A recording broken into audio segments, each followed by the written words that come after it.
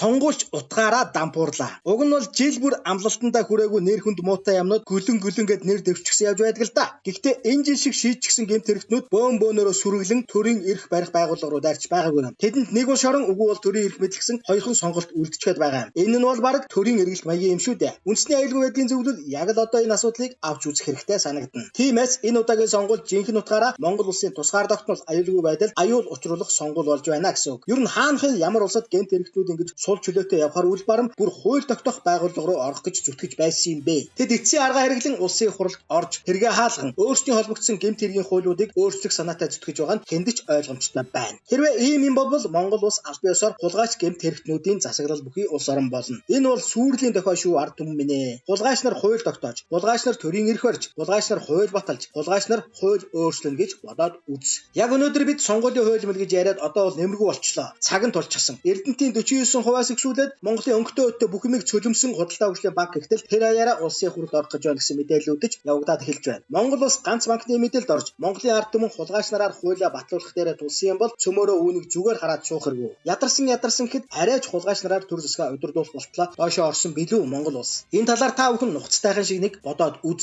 Хулгайч нар төр барихаар үл барам. Хулгайчдын хүүхдүүд, хулгайчийн эхнэр, ах トゥ төрөл төрөсөд тэр чигээрээ төрийн эрх авахар зүтгэж байна. Энэ бол тоглоом биш шүү. Эрхэм ерөнхийлөгчөө, улсын хурлын дарга, ерөнхий сайдаа